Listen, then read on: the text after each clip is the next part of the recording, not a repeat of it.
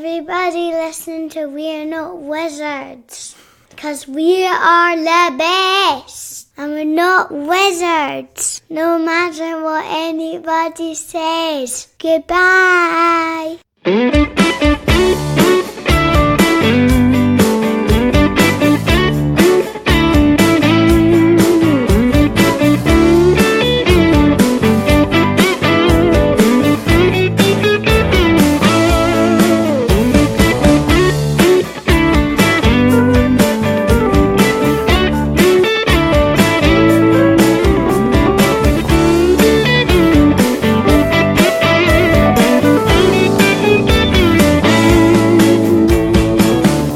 To come on the show, I'd like to point out. Yeah. Can I just point out, this is not my I'm Pontius Pilate in this, washing my hands. Now, let's have a gap for silence. You got plausible deniability, yeah. I've always got plausible deniability. It's my way I run my life. Hello and welcome to another episode of We're Not Wizards. My name's Richard. I'll be your host for July. Because, look, it's July. It's like the nights are now going to start to draw in. It's going to get dark. It's going to get cold. It's going to get the kind of the evil things are going to come lurching out from where they've been hiding. And they've only got one thing on their mind. They're not after a sandwich. They're not after popcorn. They're not even after eating their vegetables. They're potentially after some tasty humans. So joining me from Pangea Games, he keeps on rolling. But he's never heard that one before. It's Brandon Rollins who's back. He's back after we just worked out it's like a long time. Because it takes that long for people to get over the first time they guessed. And he's back. How are you, Brandon? How are you? Well, sir? I'm doing really well. How are you? I am on my 7th cup of coffee in the last hour and a half, so you big baby, you haven't even hit double digits. Just like, everything's kind of like floaty and light and very fast, so it's quite good. Last time we spoke, we were talking all about driving, because we were talking about Highways and Byways, and we found out an awful lot about your good self, and Highways and Byways didn't quite make it, so you went back to the drawing board and you took the people that were in the car and you put them out there and you put them potentially in the belly of some monsters. So, if we obviously at the time with Highways and Byways, you must have felt, obviously it must have been a little bit of a non-happy experience to see. Oh yeah, It was definitely difficult when that campaign went sideways, because I had put a goal of without double checking, I think it's 15 grand. And I got to about 4.5 about 2 weeks in. It was pretty clear which direction it was going in. Yeah. Nobody wants that to happen. I mean, it's terrible. Everybody who starts a campaign hopes that they never run into that. Uh-huh. But I actually ended up learning some really, really, really valuable stuff from that stuck with me for... Well, ever since I launched that campaign. So it actually turned out weirdly to work out for the better. Did you think, was it just the theme? Was it the game? Was it... Because I remember you writing a blog post about it, I think. What was your kind of... What did you think was the reasons? So there were a number of factors that led into that, and the easiest way I know to bundle it into one is just to use the phrase product market fit. Like everything you make with the intention to sell it, it's got to be perfect for a very specific kind of person. Because those are the people you ultimately want to buy it. Nobody just comes off their hard-earned money for no reason. So that theme, you don't really see that theme anywhere else. I've seen a couple of other games capture that, but it's really, really uncommon. You don't see the mechanics that I was using in there in very many places. Let's see. The price point was really high relative to what else you saw on Kickstarter for its weight. Like it was $50 and it maybe had about $30 worth of weight to it. Yeah. So there were just a number of things that didn't quite fit into to selling it to one particular audience. And everybody was like, that looks cool, but nobody was super passionate about it. It was okay. It was broadly okay, but it wasn't excellent to any particular subsection of people. Do you think you need somebody to tell you when you're being bad? Absolutely. Do you think that's... Because I see, and I go about, I kind of like hang about Kickstarter, you know, kind of like, because I'm not allowed near the local garage anymore. Because I used to steal stuff from it, so they got the cops on me. But, you know, I hang about Kickstarter a fair bit. I do see some games which I'm looking at and just saying, I'm not sure where the market is for this. This looks like an amazing game for you, an amazing game for your group, because you have been standing on everybody's shoulders, telling them how to play it, and thus they've been able to enjoy it from there. And do you think sometimes people just need to say, hey, I know this is your dream, I know this is your goal, but it's maybe not going to kind of jump out at you, kind of thing. But you know, but you dusted yourself off, yeah? And you went back to the drawing board, and is Highways and Byways ever going to come back? I mean, is this, you know, is it kind of put to bed now? Really? Are you just gonna leave that as a learning? Generally, experience? you and anybody listening to this should consider that to be done. However, right. if a couple of things happen, I might reconsider it. Like if it had potential as an educational game and like a schooling system, that would make me change my mind. Alternatively, if something happened with materials where I could make it cheaper and revisit some of the parts of the game that didn't work, I would absolutely go back to it again. Because I think there was enough interest in it to make it work at a much lower price point, but the materials were pretty expensive on that one in particular too, because it had a lot of cards and punch-outs and a really big board. Okay. And there were just some intractable problems with that you couldn't really get around easily. I think it happens. I think, you know, the Kickstarter beast nowadays anyways, I see a lot of people kind of taking like second and third attempts in order to kind of get their game kind of funded. And sometimes the evolution of a game actually happens during the Kickstarter experience itself. And some people take their Kickstarter game and they go away and they redefine it and they come back even stronger and they fund very quickly. I mean, thinking off the top of my head, you know, Gladiatores was one of them, which has just gone ahead and funded. There's one, Legends of Novus, Wes Woodbury's game, who I believe a lot in it. I wrote a preview for it. I kind of enjoyed my time with it. He took it to Kickstarter. It's not going anywhere. He brought it back to Kickstarter, and all of a sudden, people are just like going, "Oh yeah, this is the right time for this kind of particular game." So I see that. You know, I think it seems to be a continual kind of learning experience. Kickstarter's changed, though. I mean, what about the guidelines that have just come out? Because I noticed that you put a tweet out there to say, you know, asking people's thoughts. I mean, these new guidelines have come out regarding kind of representation of the game, representation of, you know, assumptions that you might make about the retail releases and things like that. What did you think about that kind of announcement? I feel like that announcement, if you've been just generally watching the way that Kickstarter has gone for, let's say, the last 3 years, it kind of plays into something that I've expected to happen for a while. In 2016, when I was first getting started, it was about half cell phone videos. Yeah. It was not the super polished voiceover kind of thing. You could still get away with not having all the art done and stuff like that. And now you really have to have a polished video. Your page needs to follow a certain specific expected structure and so on and so on.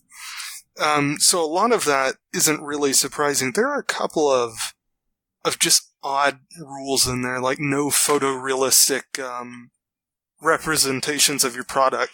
And I was just thinking about how every single board game thumbnail will include some kind of digital version of their game, like digital mock-up of their game instead of an actual prototype. And I'll be interested to see if that rule in particular is enforced.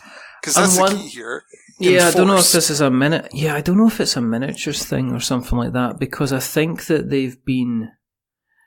I think there was a couple of cases last year where people were putting out big, huge kind of projects, so lots of miniatures and stuff like that. And then there was that one case of that, I think maybe even was last year, the year before, the one case of the company that kind of put a game out and everyone went, oh, hang on a second, you've entirely plagiarised the rules from a completely different, a completely different game kind of thing.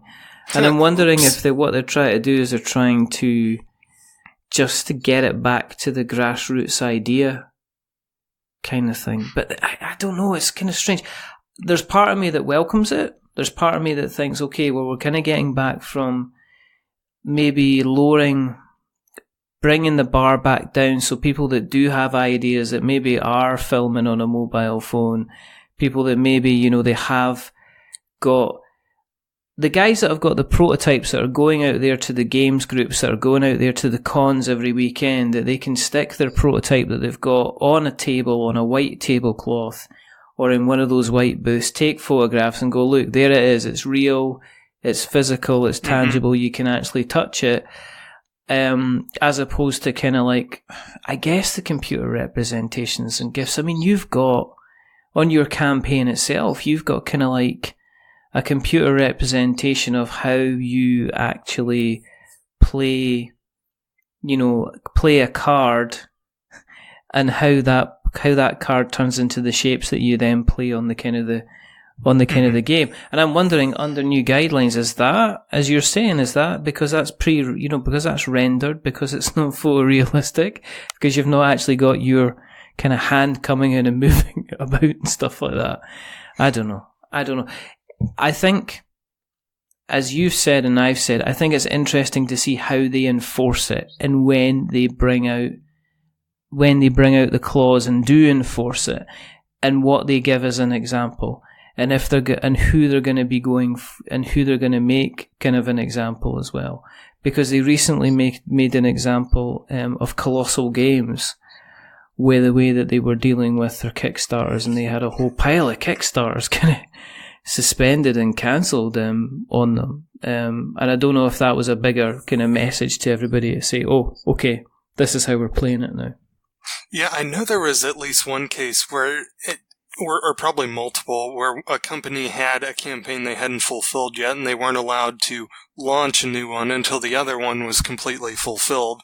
Yeah. Which, like, if you really think about that one, it's like, okay, printing, fulfillment, everything that goes along with that process, sea freight, that's the biggest part of it in a lot of cases.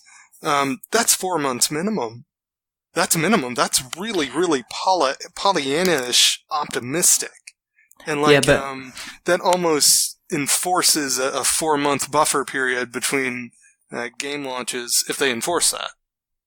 Well, is that not getting back to, maybe it's a kind of a bit of a kind of a kick in for the guys that are using Kickstarter as this is their business model, and this is how they primarily fund it. Because if you think about it, if your entire business year so far has been release in January, fund in January, fund in February, release in March, fund in April, and then have a couple of months break to catch up, and then release again in July, release again in October, leave it over December because it's quiet time. You must be sitting there, and if you're all of a sudden you're saying, well, you can't kind of launch a campaign unless you're actually proving to us that you're doing some fulfillment with the previous campaigns. That's going to push some more prolific Kickstarter companies to have a think about how they're kind of carrying out their campaigns during the year. Again, I think that's what happened with Colossal. There's other companies out there that prolifically release. I mean, obviously, Cool Mini or not, have regular campaigns, but I think and this is where we're getting interesting, is are they going to be the guys that are going to get taken to task, but they're providing a huge whack of Kickstarter cash for Kickstarter? Exactly. They want to be careful who they take on, because that's their revenue, right? And there is these blockbuster campaigns, and steady ones too. Yeah. I think a lot of what is motivating Kickstarter, and this is, conjecture, is at some point they have to reckon with the fact that there's a good chunk of campaigns that don't fulfill. I hear in 2012 it was like 9%. It might be higher or lower than that. But if you buy something and you wait months and you've got a 90% chance of receiving a product, it's kind of a problem, because a lot of people treat Kickstarter like a store nowadays. And I have to wonder if there are implications legally or another way that Kickstarter has to weigh into their rulemaking when they are making those rules. Yeah, I think there was in the UK especially, I think they had to get kind of Kickstarter to be a legal platform in the UK, there was some jiggery-pokery that went with the legalese, because technically I think the rules for pre-order in the UK are slightly different in terms of the laws to the US, which is why Kickstarter started off in the States. Over here, it's as far as everybody else is concerned, as far as the IRS is concerned, it's revenue.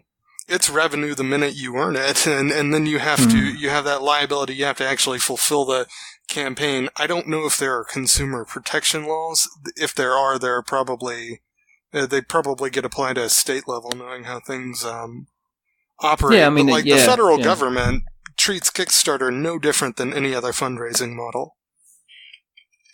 Yeah, as I say, I think it's different over in the UK, but as I say, all it takes is kind of one test case and somebody to push it through, and somebody to kind of go through kind of all of the rules and regulations and the terms and conditions of Kickstarter and grab on to some small thing that allows them to kind of run some kind of, kind of test case, and then it'll just be, folk are just going to be stuffing their faces with tasty humans, with little lawsuits of money, bringing it back into the room, Brandon, bringing it back into the room, and we're in, and you're 100% funded.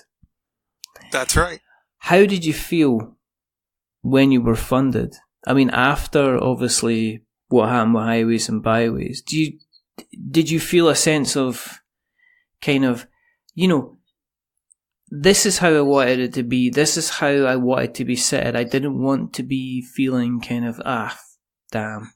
So the relief set in around $4,000, because that came in about a day, and that's the halfway mark. And I was like, whew, we crossed the halfway mark. It's only $4,000 to go, and we've already made that much. We're probably going to be okay. That's when the relief set in.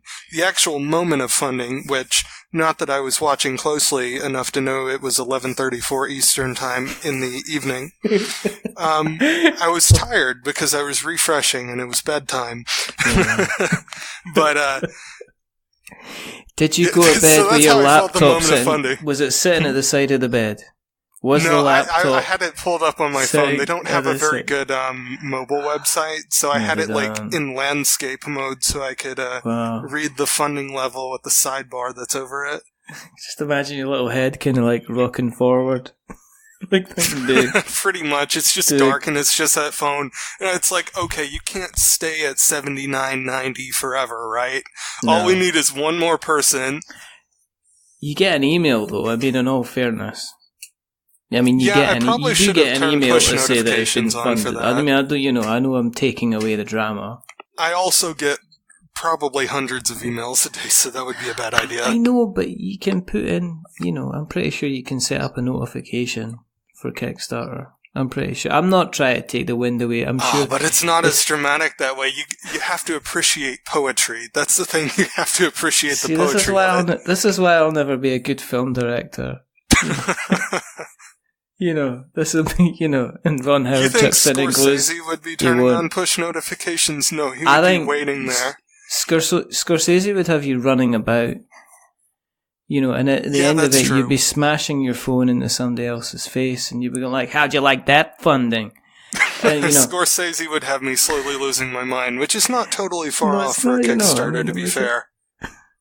Where'd the idea come from, though? The idea of tasty humans? Well, obviously not smashing your phone off somebody's face, but slowly losing your mind. Yes, the game, Brandon. Where'd you get the idea for the game? I was going to say that was a Taxi Driver reference. No, the game itself actually came from a 48-hour design contest. I had done something. It was to drum up a little attention. I called it. It was Pangea. So it was a 48-hour game jam for board games, and all we said was they tasted quite delicious. And people had to make a board game around that. So 20 people had put together games, and there was this one that stood just head and shoulders above the rest that Ryan had designed, and that was Fantasy Feast. The name came later. But that idea of monsters eating people, arranging the body parts in their stomach in this like really weird, comical, inoffensive way, that all started there. I don't know what happened in his mind to make that happen in 48 hours, but we were just blown away with it. I'd be checking his lampshades to see if they're made of human skin. I'm just saying. All I know is he's somewhere out in Colorado, and that's far enough away if there's truly something to worry about. There was that awkward bit where he's like, so how can I reach you? And you're like, I'll give you a call. Yeah, be sure to use the P.O. box on the payments that go his way. How'd you play it then? Because I'm looking at it, and it's kind of looking a bit kind of Poyo. Which is what I'm reminded of. Little singular shapes that are falling down in order to produce kind of, I guess, in kind of certain combinations in relation to scoring. Am I wrong or not?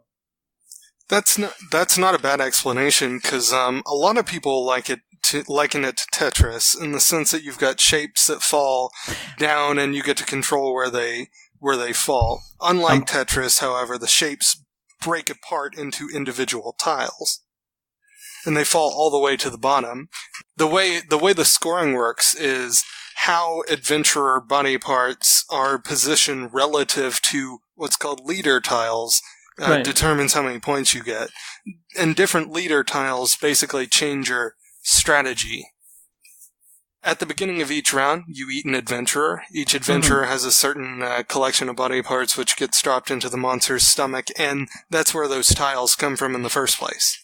You know what? I love simplicity of games like this, where the overall premise of the game is very, very simple, but it's the tactical elements that come in through multiple kind of plays that really kind of add to the replayability kind of it. It's like King Domino, for instance, yeah? The base behind King Domino is very, very simple. Lay some tiles, but make sure that the tiles that you're laying are all connected together just like dominoes, and then at the end you'll kind of score. But what you find with that is you automatically, after 3 or 4 games, because you can play 3 or 4 games, is that you start to see certain strategies that kind of appear kind of from that. So was that what you were kind of looking for when the game was coming together, was making it kind of as accessible as possible and making people able to kind of play it very quickly again and again and again to kind of get them embedded into playing it? Oh, absolutely, because we didn't want it to be a long game, and we wanted it to be a straightforward game. And a lot of this came together in that contest, and it was in a pretty good state from the very beginning, but it was specifically play-tested in such a way where it's like, okay, we need to make this easy to pick up, we need to make this relatively short, and when people play 3, 4, 5, 6 times, the game has these emergent properties that lead to greater strategy that's not immediately apparent. Okay. And what's the feedback been like from the play testing? I mean, was there a lot of changes that needed to be made to the game before you decided, right, this is what we're going to go with? There were definitely a lot of changes that had to be made from the original idea. However, the original idea was really strong from the get-go. Like, it scored... We had an objective panel of judges, and they gave it like an 8 out of 10 right out of the box, which was... Wow. Yeah, I know. I don't know how to explain that. Like, the only reason we went forward with this, the only reason I even took this on as a project at that time is because it's like, holy smokes, you don't get an idea like that every single day. No. Of course, when you do receive an idea, no matter how good it is from the start, you have to playtest everything. You have to make sure that it's not fiddly. You have to make sure it's not, make sure it's well balanced. And that's what a lot of the time was spent on. Make sure it's not fiddly. Make sure it's well balanced. Of course, watch out for time and other concerns like that. An enormous amount of ink was spilled over trying to get those leader tiles right in particular, because there's 30 of them, and balancing 30 different scoring conditions, in addition to variable player powers and some other stuff going on, that's a lot. It's a ton of trial and error.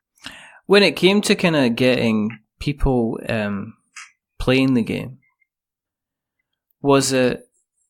Did you do... I mean, your list of people who you've got quotes from seems to be, quite an awful lot more than what was in your previous campaign. Was that kind of like something that you concentrated on? Was like, this time I need to get certain people kind of looking at this and kind of playing this so they can kind of give their impression on the game? Because, I mean, you've got Rado on here. Mm-hmm. I mean, that must have been, when you had Rado playing it, that must have been like, well, if he likes it, this is going to really, really help the cause. It's really going to help us kind of get funded. Oh, yes, and that was definitely something I was thinking. I was like, oh my goodness, we got Rado to do it. That's the kind of thing you get really excited about, because he's not a decisive factor in campaigns, but him being there helps an enormous amount, just having an endorsement from him. That said, early on when we were getting feedback, we're putting this in front of playtesting groups, of course, friends and family. In a couple of situations, I would promote the PNP with ads on Facebook to see if we got takers who filled out anonymous surveys. I use contests to push a lot of people to it, too. But as for the reviewers, what we did is we got a list of pretty much everybody we could think of, and we printed as many copies as we felt like we could afford, and we sent them out to reviewers, and we ended up getting fully 12 review copies, which was a lot to send out. Did you, as a designer, do you expect these back? No, I mean, they're theirs at this point. If they want to return it or pass it on, absolutely, we'll take them up on that. But we never expect them to return them. Yeah, it's just like an etiquette thing. As I say, I always wonder from a designer point of view if you would prefer, people who are looking at your game to maybe suggest other people that they can send it on to, kind of thing. Was it a prototype that you sent out, or was it fairly close to kind of like the final version that people were getting? My policy on prototypes that you send out is you want them to be basically as close to production. Production meaning your base game, no stretch goals, as possible. There are minor variations, like the pawns were the one pawn was a little cheap, but other than that, it's really, really close to production quality. Cool. Are you aiming this for a particular market? Are you aiming it for like any gamers? Is this going to be suitable for kind of like people who have kind of like families, young children? Have you kind of aimed for a particular kind of demographic when you were going through everything from the art? Because the art design seems to be quite child friendly. A lot of what we were thinking, it wasn't particular like age group this has kids or anything like that. Yeah. To me, I was like, okay, this game has some semblance to Azul and Sagrada. It's got mechanics in that same family. So I was like, let's go for people who like those games, but let's go for people who like those games and also really like this kind of fantasy art style. A lot of what I did to pull people in is I just tried different different TV shows with similar art styles, and eventually landed on Adventure Time as a fairly close analog for what we were doing. Yeah, because the art is kind of, it's, you'd almost say it's kind of like not super deformed style, if you know what I mean, but it's... caricature. Yeah, pretty much. I mean, a lot of it's kind of, yeah. I mean, the knights look beefy and big. The wizards are scrawny, thin, rubbish, useless, which is the way that wizards are. Everybody... Thank goodness we're not wizards. I'm not judging, but I am. But also I noticed, your price point for actually people getting a copy and getting through the door. I mean, this isn't an expensive game. I mean, No. You're looking at it's 20, it's £20 or about $25. And again, was this something that you learned from Highways and Byways? Were you conscious of almost bringing this in as a kind of an appetizer type price, so people if they had any inkling, if they looked at it and went, this looks like fun? Yes, from the very beginning I was thinking about price, but I wasn't just thinking about price like, okay, let's try and make this thing cheap. I wanted to choose materials that were high quality, below cost. And in doing that, in finding out what materials I could make cost effectively and what game we could put together for a certain price, that's how this is possible. Like, it's not expensive to produce per unit. This was a challenge to see how much game can we possibly make and sell to people and make a decent amount of money for $25. And we didn't want to exceed $25 before shipping. Yeah, are you charging shipping kind of after the campaign through like a pledge manager then? Yes. But even then, we're trying to keep that as low as possible. Like, US is $5 and, let's see. I'd actually have to double check on the international shipping prices, but they're pretty low too. Yeah, they range between 10 and 15 for your Western countries, and everywhere else is $18. That's assuming you're outside of Europe, UK, Australia, Canada, so on. Were you, obviously with the tariff stuff kind of coming up, was that kind of in your mind at all? Were you just going to say, well, we're just going to have to suck it and see if this thing kind of kicks off? Yeah, that's the thing. We price that in. I'm assuming the 25% tariff's going to happen. You never know, because this is purely, how do I put this? Executive branch. Like, this doesn't go by Congress or anything like that. So I'm like, now considering the current occupant, anything could happen, so we're going to assume the worst will happen. Yeah. And I think last thing I read, I think they were postponing it. I wasn't sure. I kind of saw a sniff on the grapevine because I think there's been a lot of potential phone calls to senators and stuff like that to say, well, hang on, do you realise that one of our biggest providers of our goods and services is China? So if you put this kind of on this, then there's a lot of people who are like, well, this is fine. You can put this tax on me, but I also need to explain to my kids, and I'm just going to start shipping angry toddlers to the White House so he can explain to them why they can't get their toys because there's been a massive increase of like 20-25%. It's just one of these. Just the amount of things that can happen to the supply chain as a result of tariffs. It's bigger than most people realize. I actually work in shipping and logistics, at least on some client work, and it's really, really complicated. The number of impacts something like that can have. Yeah, because it's going to the cost is always going to get passed on to someone else, which is so we shall definitely see what will happen. But $25 it's really not a huge amount of money in terms of the scope, in terms of other games that are also kind of sitting on kind of Kickstarter. With regards to kind of like stretch goals, are you looking at quality of life improvements for stretch goals, or are you thinking kind of different player board characters that people can have instead? I'll just go ahead and reveal it all, because we've probably got we probably got like a couple of weeks before this goes live, and I'm hoping that it'll all be revealed by now. We're going first for component upgrades, like replace a standard pawn with a custom wooden token. Nice little gesture. A lot of people really, really like that. Yeah. Next thing we do. Turns out this is not all that expensive. We've got it play tested, ready to go. We just need a little extra cash for it. Is extra monsters. Instead of 4, it would be 6. And if we get enough, it would be 8. And again, these are like $12.5, $15,000 goals. So these are not out of reach at all. After that, we're talking about like linen cards and just other goodies like that. That sounds good. No. As I say, to me, it appeals to me because I know it's going to be something that's going to appeal to my kids, the youngest and the older ones. I also know that it could be a nice little game that you could...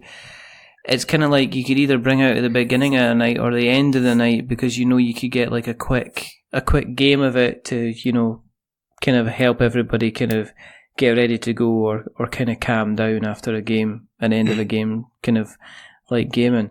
It won't scratch the TI-4 itch, but it is a grittier, more strategic game than it lets on immediately. It subtly pulls people in because the art lures them into a sense of, I can do this, the mechanics are simple enough, and then you realize, oh wow, there's actually a lot to this. Yeah, it caught me off guard too, because keep in mind I discovered this as part of a contest. Does that mean that, you know, your next thing you're like saying, well, let's see what else we can see kind of out there? Because I know that the contest market seems to be kind of growing with people submitting their, you know, using it as a way to kind of expose their games to as many people kind of out there and potential influencers without kind of, especially if they're not really comfortable about pitching directly to publishers. It gives them the confidence if they get somewhere in a competition that they can kind of do that. You know what I mean? So. Oh, I'm certainly kicking around the idea, and the biggest constraint is just finding judges. That's it. That's the only thing, is just finding impartial judges for it. You find the judges, and I could put that together in a couple of weeks. If people have listened along and they're chomping at the bit and they want to get themselves, find some more information out about Tasty Humans, they want to look at the campaign, where do they find it on, and where do they find you on the internet webs? Easiest way to find me is social media is Pangea BG. That's Twitter, Instagram, and Facebook. And you can also use BrandonTheGameDev.com. That's a blog I use to write about a lot of these experiences. And if you're looking specifically for Tasty Humans, TastyHumansBoardGame.com. There you go. So is that enough calls to action? I would just say, you know, go and have a look. You know, if you like, you know, the artwork itself is definitely something that's drawn me in, and I'm not necessarily looking for a full. I guess I'm not looking for a full human to eat, because there's quite a lot of eating in your average human being, but maybe a bit of an arm and a leg would be quite nice, and this seems like a tasty kind of snack. Potentially not a hand or a foot, but definitely maybe a calf, something you can chew on. I think they move calf, away maybe from a particularly beefy forearm. Like, whatever, as long as there's not tattoos, because they don't taste great when you bring the crackling up. I don't like the artificial dyes. Just don't like the taste of them. They don't make them like it used to. So inorganic. Terrible. Oh my word. Thanks. We're cutting that out. Don't be daft. You've forgotten so much in 18 months. Thank you very, very much for coming on. Thank you for having me on. If you want to keep an eye on what we're up to, you know where we are. Maybe you don't know where you are. Maybe it's like your first time listening. So if it is your first time listening, just go to the Googles and search for We're Not Wizards, and you'll find us, because we are there. We're on Instagram and, you know, Facebook, and we've got our website, and we've got our blog, and we've got our YouTube channel, and we're just like, you know, we're in every port and every town basically, wherever there's sailors. And you can find us at all these podcast catchers, the places that have got pod and the places that have got cast, and places that have got neither, like Spotify. And as somebody said the other day, Stitcher's not got pod or cast in it, but they were just being clever. You know who you are. Don't do it again. If you like what you've listened to tonight, then tell a couple other people about us. You know, because we were kind of like spreading like some kind of horrific disease. You know. And the other thing you could do is go to Apple Podcasts and leave us a rating or a review. If you are going to be leaving us... Now, this is the one thing that hasn't changed in 18 months, is the joke's still the same. Is that if you are going to be leaving us a rating or review, don't give us 10 stars because it makes us all big-headed and egotistical, and I'm wonderful enough as it is and I don't need any more. But don't give us 1 star because it makes us, you know, kind of cry and upset. And, you know, I'm an ugly crier. A solid 7 out of 10 will do the trick. Give us a 5, because it's in the middle, and it's average, and Apple Podcasts only goes up to 5, Brandon. That's the whole point of the joke. 7 doesn't work. You try and look at 7, they'll not get 7. And then if people can't see 7, they'll get confused, and then they won't give us anything at all. So give us 5, because it's in the middle, and it's average, and we're just a little bit average. But the person who hasn't been average tonight until the very end is the rather wonderful, the rather fantastic Mr. Brandon Rollins. Yay! Thank you very much for having me on. You're very, very welcome indeed. There's only 2 more things to do. Sure. First thing is to remember there were many things, but we're not wizards. Are we wizards, Brandon? No, we're not wizards. Don't be stupid. As if. And the second thing is to say goodbye. So it's a goodbye from Brandon. Say goodbye, Brandon. Goodbye, everyone.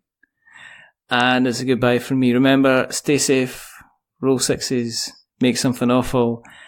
And if you want something tasty in your monster tummy and you don't fancy spending more than $25, check out Tasty Humans, because it might just fill that appetite for little cardboard bits in your tummy.